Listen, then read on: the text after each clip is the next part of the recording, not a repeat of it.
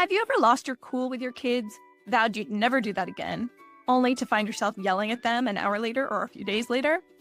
Yeah, that's happened to me too. How about this? Have you ever found yourself lying awake at night wondering if you're doing the right thing or if you made the right decision for your child or if you just totally screwed up their life? Sounds like me too. Well, I want you to know you are not alone. This is what happens to all good parents.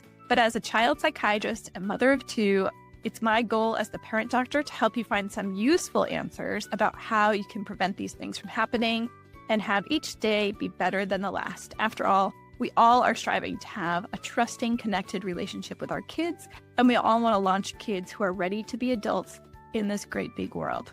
Parenting is not just about raising successful kids, it's about raising ourselves, mastering our own emotion regulation, breaking cycles, and creating a home and life filled with love, resilience, and connection. If this resonates with you, please join me in the Empowered Parent Club. Follow, rate, and share this podcast with anyone that you know who would benefit from it. Let's get started. My guest today is Alex Chan. He is another friend that I met at my recent attending of the Speakers Institute Bootcamp event, which was held in Long Beach, California back in September. Alex is a girl dad. He has a daughter who's 10 years old. He is married to his wife, Jenny, and he's extremely thoughtful about his role as a dad, being a healthy person, living a long life, and leaving a legacy. So if you are interested in real estate investing, generational wealth, biohacking, and living a long, healthy life, being the best dad to a daughter that you can be, and if you are someone who's gone through IVF or who is going through IVF, then this episode is going to be of interest to you. I hope you enjoy. I have 20 years experience in corporate world in the financial industry. Recently has captured the entrepreneurial bug. So I founded Alstro Ventures with Karen to focus on real estate and building long-term wealth. And I also started a startup company called Human Wellness Center. And that focused on stem cell therapy and just improving human wellness overall and how to optimize longevity. So I really got into biohacking over the last year. So there's a lot of modalities that I apply for myself. That's why I got carried into cold plunging at my house and also helping my parents live a little longer, live a little healthier, and also for me to have a little more energy with my 10-year-old and keeping up with her. Oh my goodness. Okay, so I had no idea. So you also have a company called Human Wellness Center, and are you actually doing like stem cell injections or? Yeah, we're more of we find the vendors, so we're more of like the partners. So we're like a medical tourism, right? We find people who need help, and then people that want to live longer, stronger, and then we connect with our partners in Colombia, and then that's where the clinics are. And then we source the best stem cells that they have out there. We have connection with a couple different labs, making sure we do our due diligence. And then again, on top of that, we're adding other components that's in US, a 21-day reset cleanse to kind of prep your body for to receive stem cell therapy.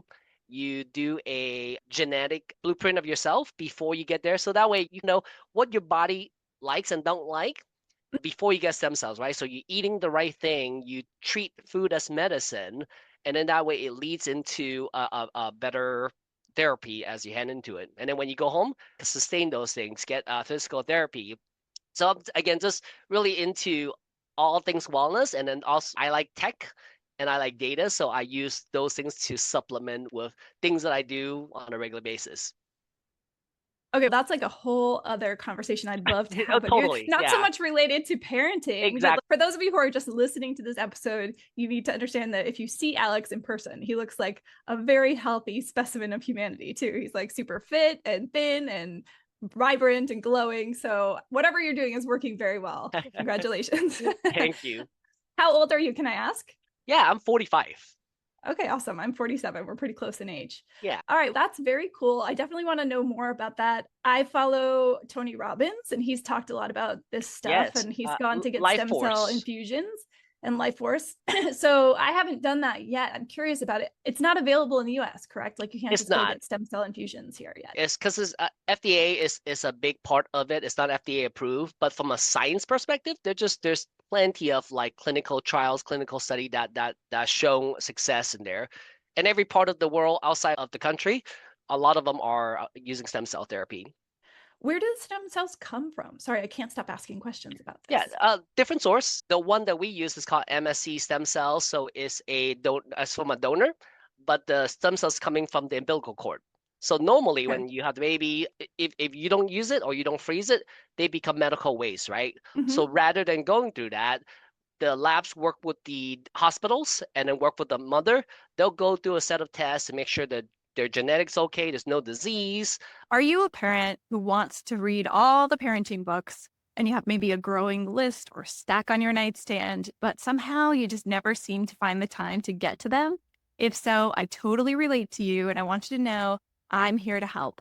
Every month on the third Wednesday, I read, summarize, and present a parenting book that I have chosen that I think is a great one. And I do this via Zoom. If you'd like to get into the Empowered Parent Book Club, go to theparentdoctor.com/book club. This is totally free. It's a public service that I provide. And everyone who signs up gets access not just to the replay in case they can't make it to the live Zoom, but also to an actionable PDF that I create custom for each book that we read. So I would love to have you. This is a growing community now of over 200 members. These are like minded, engaged, energized, supported parents who want to be more empowered for the sake of their kids. If you'd like to join us, again, please go to theparentdoctor.com/book club. See you there. And then before they use it, so they get signed off and it's all ethical, and then they move them into the lab. Interesting. And that's what comes from ours. But in US, depending on the use case, you could get your own stem cells. So that's the exception. If you use your Yeah. own stem cells and you have a condition, then you could use that back in your body. But the problem with that is like, right, 45-year-old, if I take my own stem cells, it's invasive because it goes to your bone marrow, and then you're putting back in 45-year-old stem cells back in your body, right? It's the same equivalent to how babies get a cut and then like they Hmm. They heal in heal 2 days. fast. Yes. And then for me, it takes 2 weeks to heal. So same concept. It's just not as potent. It's used many times already on your own stem cells. Refreshing yourself with 1 day old stem cells, it's just like rejuvenating, which is why Tony Robbins, like those who could afford something like that, he goes back, I think, 3, 4 times a year to continue. One, he needs it for the energy that he needs to perform at his Right. level. General person, one every 2, 3 years is should be more than enough. And then if you have the means, one every year would probably be optimal. Is from what we've seen. Okay, this will be a good segue because we're talking about cellular aging, and then we're going to Yeah. be talking about being a parent using IVF to become a parent. So that's like a kind of Yep. nice segue between our introductory conversation and that. But I guess I'm curious, my background, actually, I'm an MD, PhD, and I did my PhD in immunology. So although I've learned about this and I read in his Life Force book that he got stem cell infusions, my brain is, wait, but why don't you attack those stem cells if they're not you? If it's you, I get it. But if they're foreign, I guess I don't understand enough about stem cells. They must have some special qualities where your body doesn't attack them or Yeah. recognize them So there as are people bad. that does reject it. So it's not, Okay. it doesn't work for everybody, but it's the that is pretty low. But we have seen clients who like they get it and then they're literally their veins would turn black because their body is like, hey, this is not this is foreign. Very rare, but it does happen. But in general, like the stem cells, they don't have a memory. So it doesn't require for you to have the same DNA. It's a cell that goes anywhere, doesn't matter, and it will become you. So that's why like usually people's body doesn't reject it because it doesn't know what it wants to become yet, which is the power of regenerative medicine for stem cells is that it's a stem cells that become your heart cell, it could become bone cell, it could become brain cell. Wherever you need it is where it will try to change into. Is why stem cells have that regenerative medicine behind it. Okay, very cool. All right. So, in addition to all of the awesome business things you do, Alex, you and your wife are parents, and you told We me you have a are. 10-year-old daughter and that you conceived her through IVF. So, tell me again a little bit about that journey because many parents go through this. Many parents go through it successfully, and then many adults go through it unsuccessfully because it's not guaranteed, even if you Right. have a great doctor, even if everybody does everything right. So, tell me about how you guys came to decide to try IVF and what your experience was like. Yeah, and I think number one thing is to not be shameful about it. Just because you have fertility issues, I know there are men and cultures where, ooh, that's shameful. There's so many people that's going through it. Once we open up, when we went through it, we didn't have friends or family that was going through that. We had to figure a lot of this stuff for ourselves. now that we've been through it, and then when we go out to dinner and meeting friends, we try to openly share that we had our miracle baby through IVF, because we want to, like, if somebody needs the support, and so many times where somebody, oh, I'm going through it, or I know somebody that's going through it, and then we would offer our support that, hey, they need somebody to talk to, especially on the female side. Like, it's a lot. You have to get daily shots, and just physically and emotionally you are invested, and financially you're invested into it. So a lot of things go into your head. So having somebody to talk to and not be shameful about going through the process, I think is a key to just mentally to start that journey. And for us, like, we started with just, hey, we're ready to be parents. We started just naturally trying to conceive, and then just over time, 1 year 2 year into it, and then just things aren't happening. And I'm a big researcher, so I always like to, like, what are the alternate ways to be healthier. So I was exercising, taking vitamins specifically to fertilities, went the holistic route, get Chinese medicine, herbal medicines, and we would cook that stuff 3 4 hours just to get a little cup of thing, and it didn't taste good. But we went through all of those, and it was a high cost as well. And then after, I think by year four, it's, oh, none of this is happening. And then you're at that time, you're pretty stressed out yourself. You're not really enjoying the intimacy as well. It's almost, oh, it's that cycle. Let's do it. I know. It Yeah, gets a let's talk little about that funky. because it really, yeah, sex was like fun until we were trying to have a baby. And Exactly then it right. becomes it's this extra like stress about it. 4 years is a really long time for a young, healthy couple to be trying to conceive. Were you guys ever getting snippy with each other or arguing? Because I think inevitably you start having these thoughts because you don't yet know what the answer is, but you start probably worrying, is it me? Is it her? Is it her? Is it me? And each of you probably were going through your own kind of inner monologue about that. Yeah, and that was the thing. We didn't know if it was her or me. Like, we were just like, let's just try things that are natural. If anything, like, she was now starting to feel pressure on herself. Like, I think she was like, as a woman, like, she should be bearing the child. Like, that's what she feel. And then she was thinking that it was her, and then she's trying the more things. And then I just try to be the original. Like, when when the universe is meant for us to happen, it will. And if we don't, there's plenty of kids out there that needs adoption. So we really thought about the adoption route as well. We looked into it to understand what that could look like, because we've always thought about, if we could have one, we would possibly adopt a second one, given financial situation, and I have the time to be able to support all of those things so that we could be there for the child. But we've always thought about that route. So we were pretty supportive of one another. We were pretty believing in let things naturally happen, but definitely by year four is probably the external stress from friends and family, is probably that's the one that gets you a little bit more. So in some ways, after the first try didn't work out, when we had to disappoint everybody, like, there's a level of stress reduction. Okay, now we just don't have to worry about everybody else. We just have to Mm. worry about us. So yeah, like after year four is when we started to take the steps. And as we dive deeper with our fertility doctor, in some ways it helps, because now you understand what needs to happen, and you also know, okay, where the issue lies. And in my case, it was my sperm count, and there's just nothing I can do. And they don't have any data behind why certain people have low sperm count. It could be our cell phone, and that's one of Oh, those things. Like, I try to look back now on my habits now and versus my habits before. Always on the phone. I was managing a 24/7 shop, right? So, like, I would literally sleep with my phone next to my pillow. So there was, like, those factors that's probably contributing to it.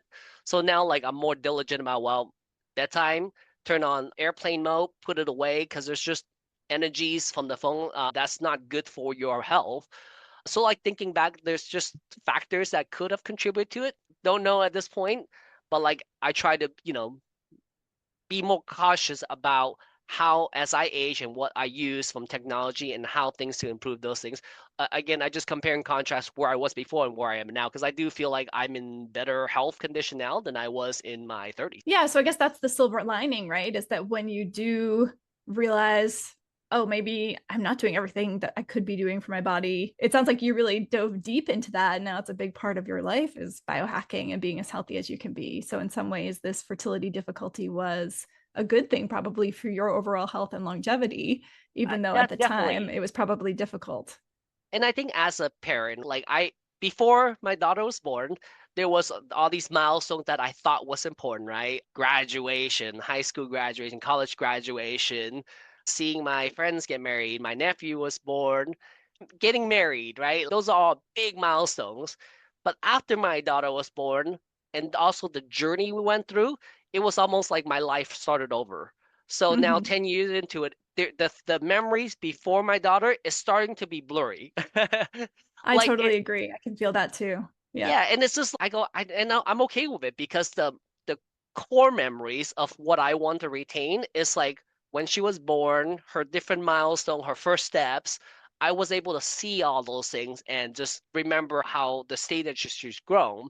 So, like my perspective of a having a daughter is that I appreciate her so much, right? So when I hear my friends and family, oh, I'm gonna leave my kid with grandma, so to go have a 1 week vacation as adults, nothing wrong with that. But I'm like, oh man, me and my wife, we love her.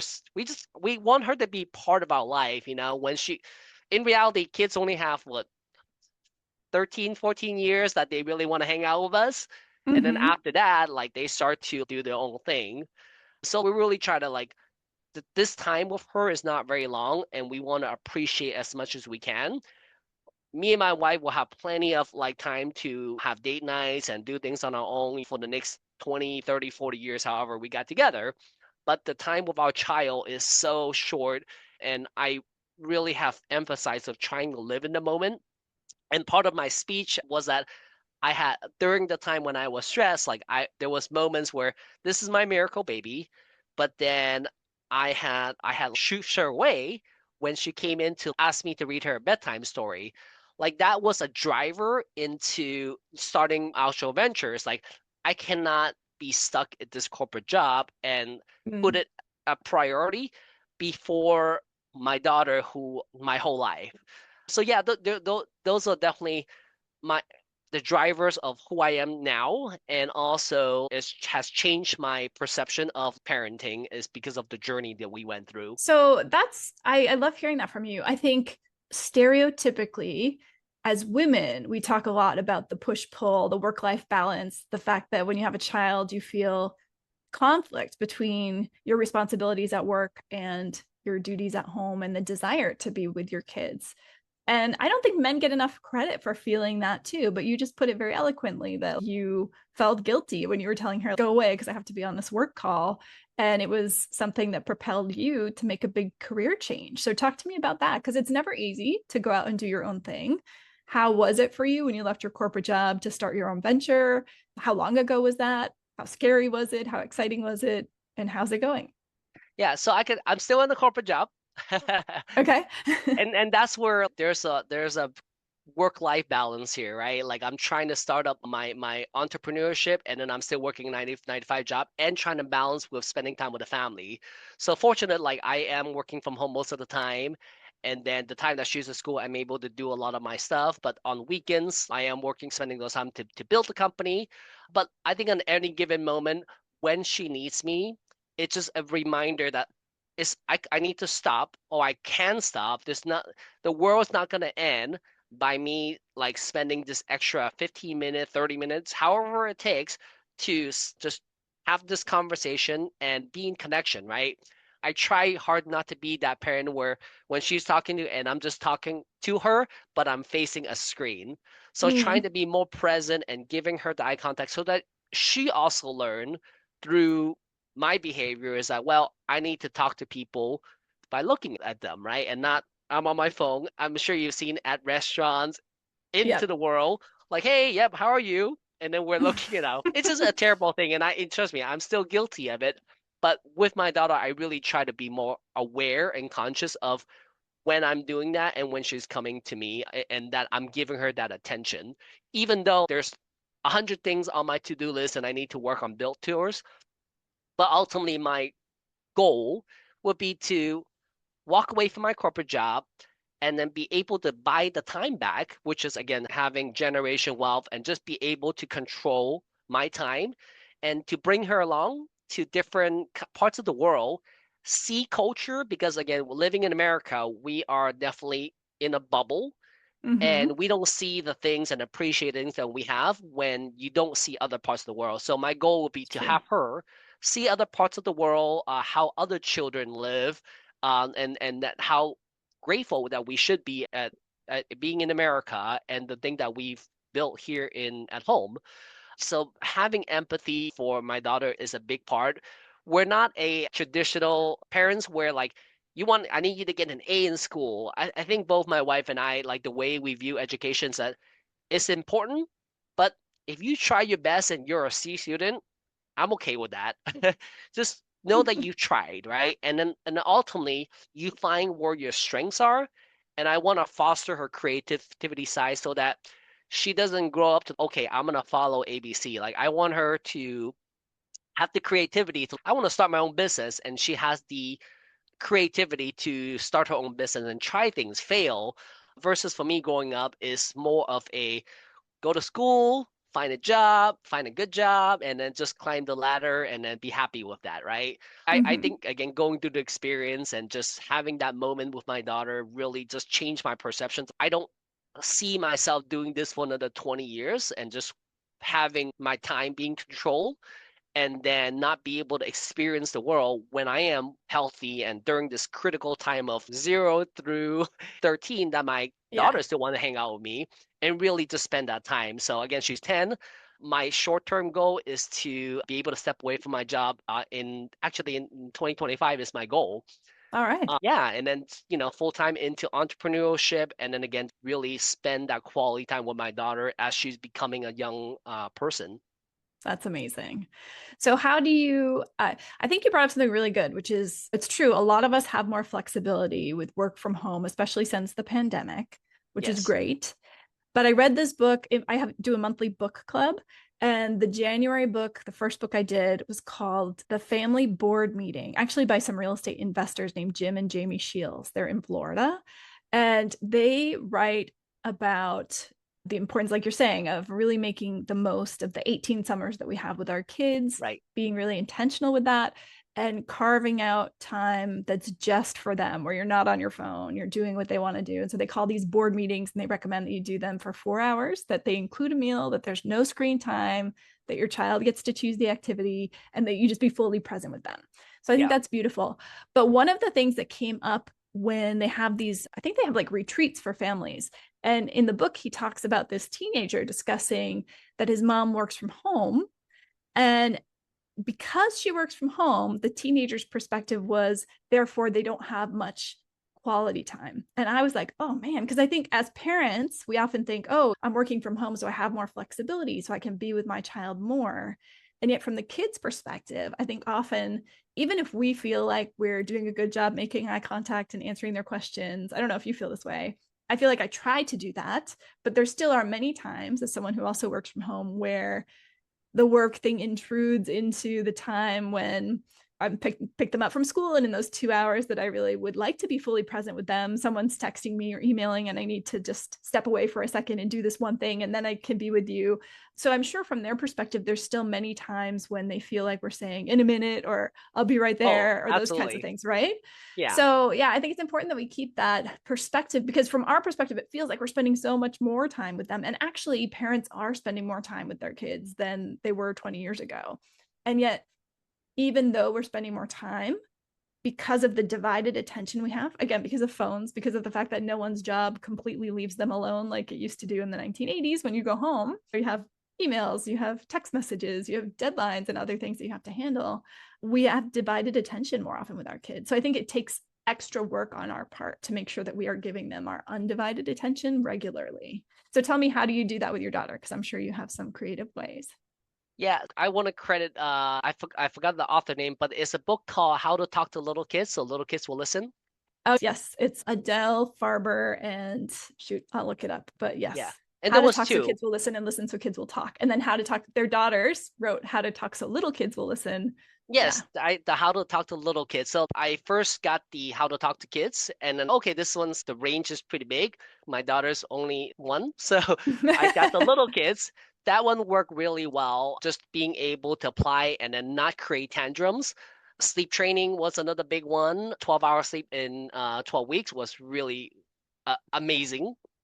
Yep. And then there was one other one, and this was really tied to her being daughter. It's called "Be the Father She Needs You to Be," and that was really powerful. So that really helped shape like me being a girl dad, and then setting that example of being just a little sub as being on time, having integrity, because I am gonna be the male figure she looks up to, and then if this first male figure that she looks up to and love behaves this way, then it must be okay for in the future when I look for a partner to Mm. be that same way, and it's okay to be treated that way. So like that part really hit me as, ooh, if I say I'm gonna commit to something, I gotta keep that commitment and making sure that hold on to those things. What is that one called? I haven't heard of that one. Be the father she needs you to be. Be the father she needs you to be. I love it. Yeah, and I believe the author is also a psychologist. Okay, I'll check And it out. I Cool. believe he has 6 daughters, so he has plenty of experience with daughters.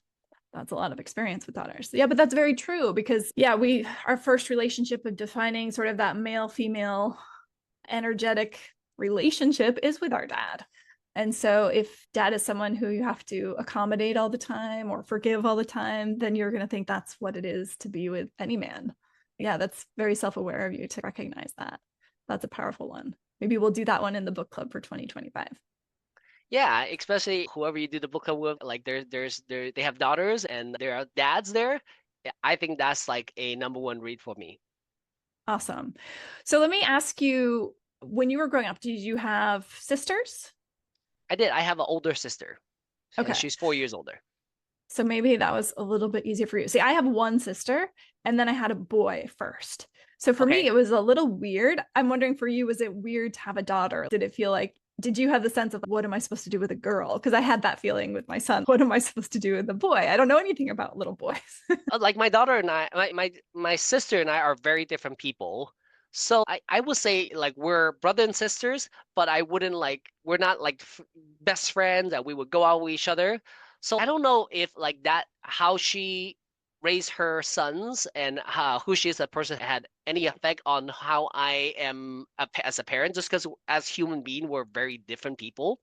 But from a daughter perspective, it's strange because me and my wife Jenny, like we wanted a girl. Part of it, like when I look at the world, and I'm a boy and I'm a son, and I know that how boys and sons are, because as they turn 18, they go, our mentality is I gotta go out, conquer the world, and start my own family and build my own home. The time for me to actually all the way back to now where I appreciate my parents took a while. I wasn't close to home. I didn't try to call my parents all the time. Now that I'm a parent, I definitely make a lot more conscious efforts calling my mom, checking in on her, talking to my dad, just be more vocal about I care and I love them. But it definitely took way into my 30s before I had that change of going back versus my wife who is in a family of four other girls, so they have 5 girls altogether, and they're all very connected to their parents. Even though they're now all in their 40s, they're still very much homebodies and since they were young. So I go as a parent, you go through all of these challenges, changing their diapers, all of the ups and downs as raising a child. Man, right now you can stay with me forever if you want. You don't ever have to leave. But yeah, no, again, it goes back to the appreciation for having our miracle baby. She could be around us as much as she needs to be.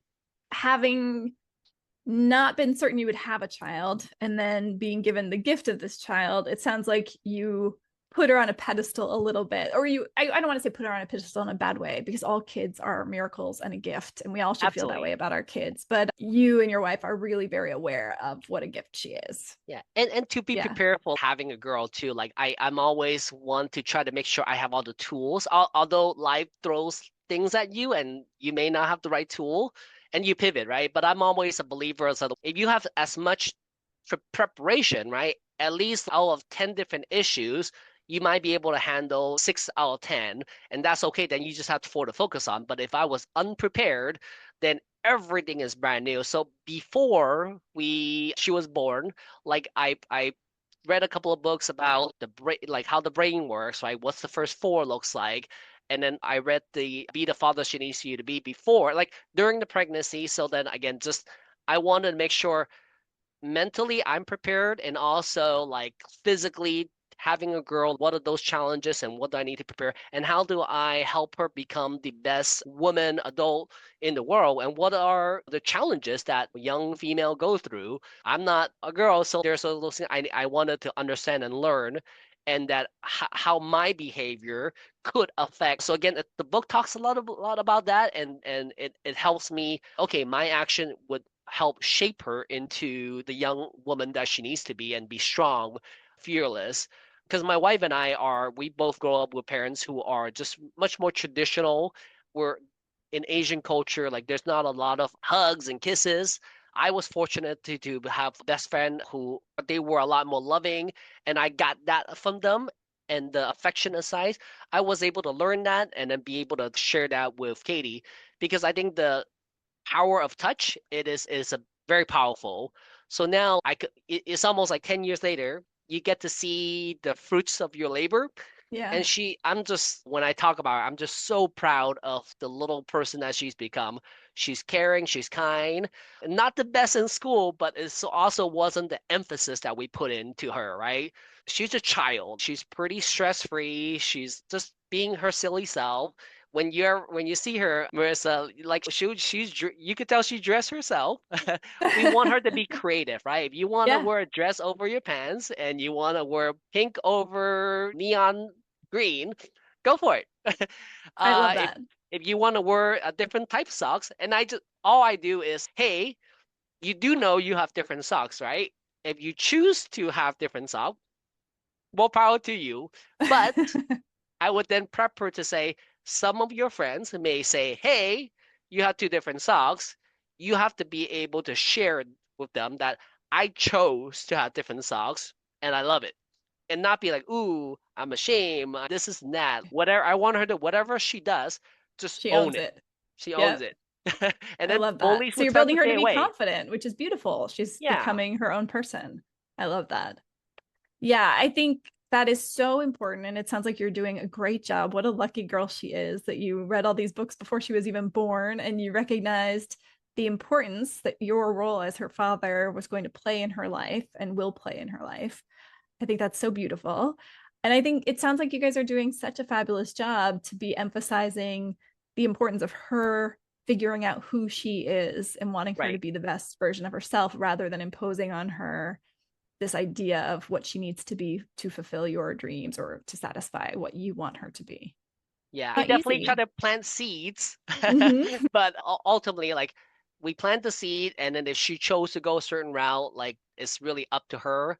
But yeah, just like I would plan to say, hey, we want to share kindness with the world. Like give her the ideas, like we could do this and this. What would you like to do? So we actually went on a little journey of we bought flowers, and then we just went to the park, and then she passed out flowers to different moms, and hey, just want to make your day. Thank you. And then she Oh, had a great time doing that. And then now, like, she's like, hey, let's do it again. that's a beautiful exercise. I'm going to steal that and do that with my Yeah. kids. That's And great. it's a little weird, even like for me too. And then I sometimes I'll overthink it. Ooh, I would do that. Is it people gonna think I'm weird? But then I tried to like all of those internal self doubts, like in my to keep it in myself, and then not to share that with her, right? Because again, a lot of my limiting beliefs is driven from like my childhood. So me acknowledging what my limiting beliefs are, and then be able to like not put that into her. It's also like a balance, right? Because like you don't want to subconsciously pass on these limiting beliefs. Ooh, this is too hard. You can't do that.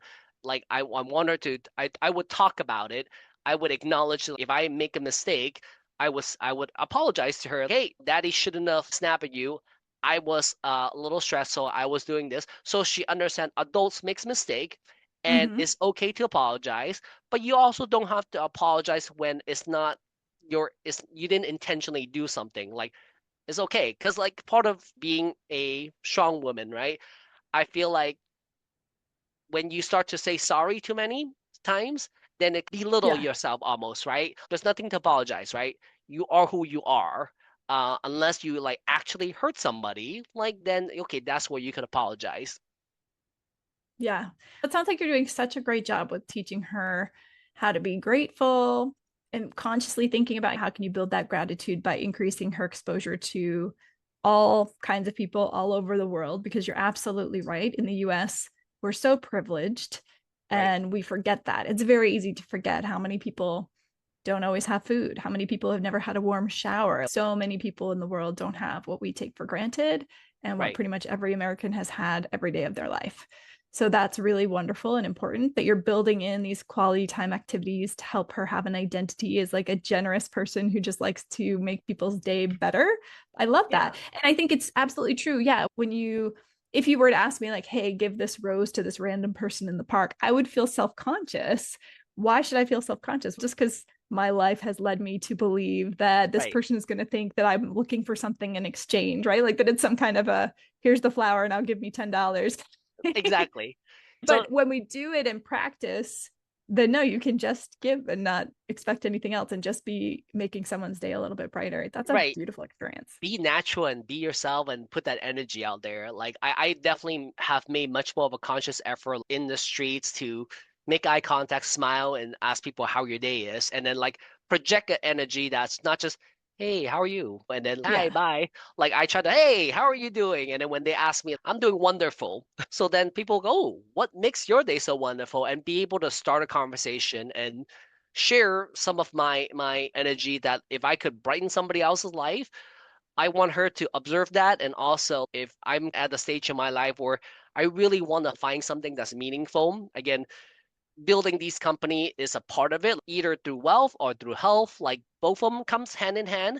And if I could share part of my knowledge and I could change somebody's life, that's just an amazing feeling, right? Versus working at a corporate job. Like I'm just not feeling the value that I could contribute to society or know the impact when I know I have all of this knowledge now that I built over the past 2 years.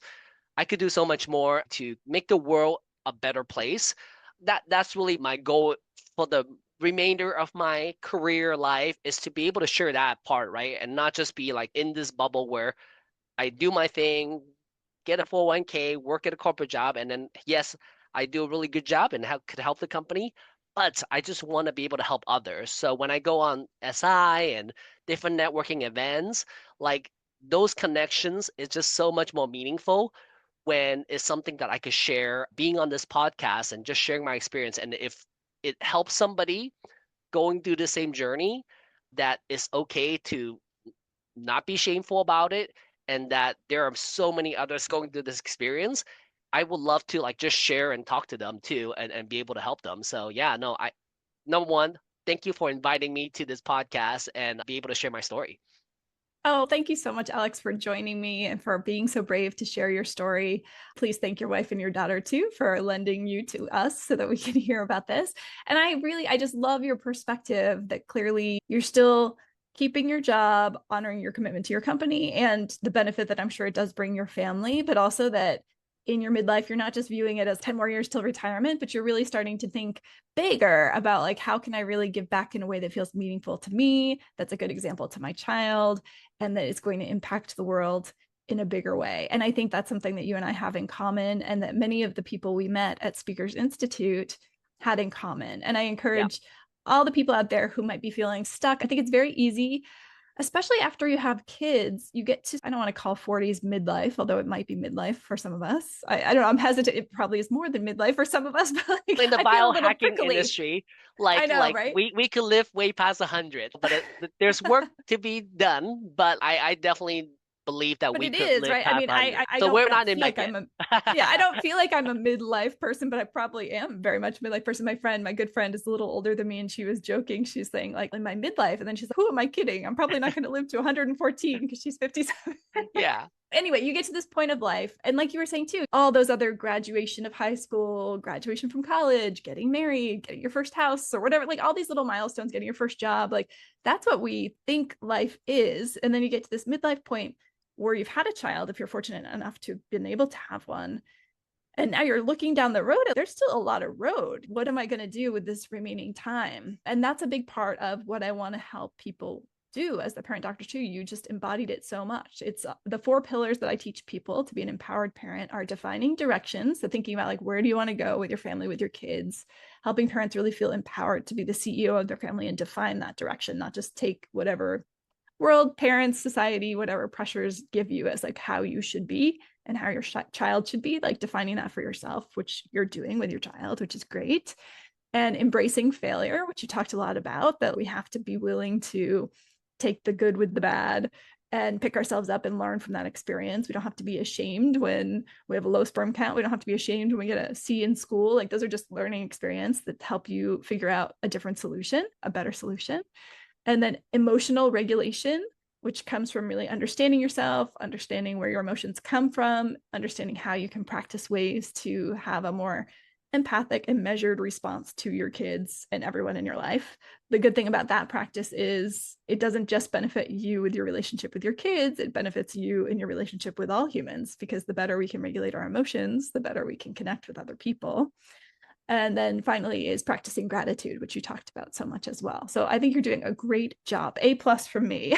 No, thank you. And I appreciate everything that you do, because I think as parents, we have the most important job in the world, right? We're literally building a human being, right? They're going to grow up, be presidents of the United States, right? They're going to be like very important to this world. And I want to make sure I've done my part and we do our part as parents to like do what we think is right. There's no right or wrong, but as long as we try our best to like build a good human being, I think that's all we can do. But we do have a really important job, and to neglect them and let your day job that's not really going to make a big change to the world and distract from you playing this really critical mission, just live in the moment and like be the parent that you want yourself to be and that your child needs you to be is a big mission. All right. I think that's a great way to wrap up this episode. Thank you so much for all your wise words and all your great inspiring examples. And I wish you and your family all the best, Alex. No, thank you.